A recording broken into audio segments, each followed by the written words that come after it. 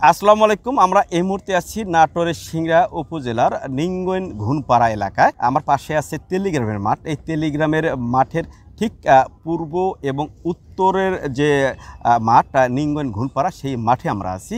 এখানে আলুর ব্যাপক চাষ হয়েছে। আমার পাশে রয়েছেন আলু চাষি মোহাম্মদ আলী প্রামাণিক। আলু চাষিরা যে স্বপ্ন নিয়ে আলু চাষ করেছিলেন, আসলে সেই স্বপ্নটা কতটুকু বাস্তবায়ন হলো এবং সেই স্বপ্নের কি অবস্থা সে সম্পর্কে আমরা বিস্তারিত জানবো। আলু যখন শুরু করেন আলু চাষিরা, আলু চাষ যখন শুরু করেন তখন আলুর অনেক দাম ছিল। শুধু আলুই না, বিভিন্ন সবজির যে বাজার ছিল সেই বাজার ছিল ঊর্ধ্বগতি বাজার ছিল।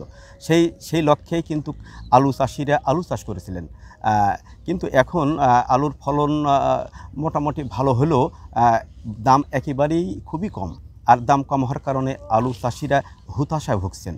তারা এখন সেই আলু যে খরচ করেছেন, আলু চাষে যে খরচ করেছেন, সে খরচ উঠাতে গিয়েই তারা হিমশিম খাচ্ছেন। বিস্তারিত জানবো। আমার পাশেই রয়েছেন আলু চাষি মোহাম্মদ আলী প্রামাণিক। আসসালামু আলাইকুম। ওয়ালাইকুম সালাম। কেরবা কাকা, ভালো আছেন? আলহামদুলিল্লাহ। আপনার এই জমি আলু চাষ করেছেন, কতটুকু করেছেন এবছরে? ওই তো 1 বিঘে 22-23 কাঠা। 1 বিঘা 22-23 কাঠা না? এই 1 বিঘা 22-23 কাঠা তো আলু উঠাচ্ছেন আজকে নাকি? হ্যাঁ। আজকে প্রথম নাকি এর আগে উঠেছেন? না, এর আগে তুলেছি। ফলন কেমন হয়েছে মোটামুটি? ফলন 60-50। 50-60 পণ আপনারা ফলন না পার বিঘা না? গত বছর কি এরকম ফলন ছিল? গতবার তাই আসছিল। এই জাতটা কি জাত এটা? 60 আর হচ্ছে পাকড়িও কয়। 60 বলে, অনেকে পাকড়িও বলে না? হ্যাঁ। তো এই আলুর ফলন আসলে একটু বেশি হয় নাকি? আগাম হয়, ফলনও বেশি হয় মনে হয় নাকি? হ্যাঁ, এই জন্য এই আলুটা অনেকেই চাষ করে। 1 বিঘে 20-এর উপরে গেছে খরচ। 20-এর উপরে আপনার খরচই হয়েছে? লিজ সহ না? লিজের টাকা কিরম লাগে? লিজের টাকা এই তাও দেওয়া লাগবে 15,000 টাকা। 15,000 টাকা পার বিঘে না? শুধু আপনি আলু না, আলুর পরে তার আরো চাষ করবেন? এই জমিটা ধান করা যাবে। ধান না, আলু আর ধান মিলে আপনার 15,000 টাকা আপনার বছর মৌসুম ভিত্তিক এই লিজ নাকি? আচ্ছা, লিজে একটু ভাগ করেন। যেহেতু আপনার ধান লাগাবেন আর আলু, আপনার অর্ধেক নিয়ে আসেন, 7,500 টাকা আপনি ধরেন লিজ বাবদ আলু চাষের জন্য খরচ। আর ওইদিকে অন্য খরচ কেমন হয়েছে? 15,000 দিয়ে হয়নি, বেশি হয়েছে না? 20,000 খরচ। 20,000 ধরে। 20,000 খরচ হলে তাহলে আপনার আলুর ফলন পাইছেন 50 মণ ধরলাম। বর্তমান বাজার কিরকম? বাজার 500-600। 500-600 টাকা কি মন? জমি থেকে নিয়ে যান নাকি? না, হাটে নিয়ে যান। কোথায় বিক্রি করেন? সিংড়া ওই হাটে নিয়ে বিক্রি করতে হয় নাকি? 500-600 টাকা আপনার মন হলে কেজি পড়তেছে কত? 12.5 নাকি? 12.5 টাকা কেজি না?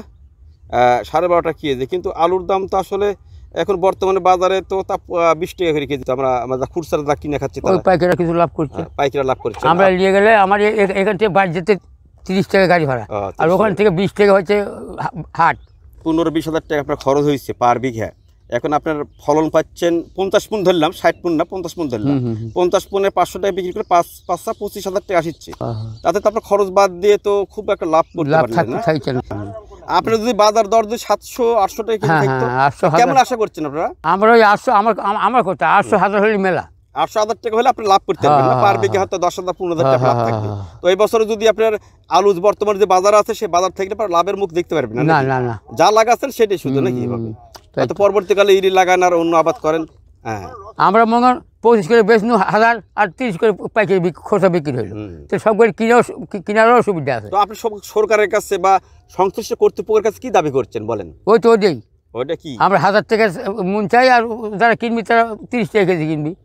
মানে যারা খুচরা কিনবে তারা 30 টাকা কিনবে, তারা সুবিধা হলো এবং আপনারা লাভবান হলেন। আমরা তো চাচ্ছি আমার এই হইলে মেলা। যাক, ধন্যবাদ কাকা, আপনি ভালো থাকবেন এবং আমরা আশা করি যে আলুর দাম যাতে স্বাভাবিক থাকে, ন্যায্য দাম পান এই প্রত্যাশা রাখি এবং আলুর ন্যায্য দাম পাইলে তো আপনারা লাভবান হবেন। আপনারা লাভবান হন এই প্রত্যাশা রেখে আজকের মতো এখানে শেষ করছি। সবাইকে আবারও ধন্যবাদ। আসসালামু আলাইকুম। এখানে 42,000 হিসাব কর, পরে ইন্টারনেট হিসাব করি। বানবি তো মুখ না বানতে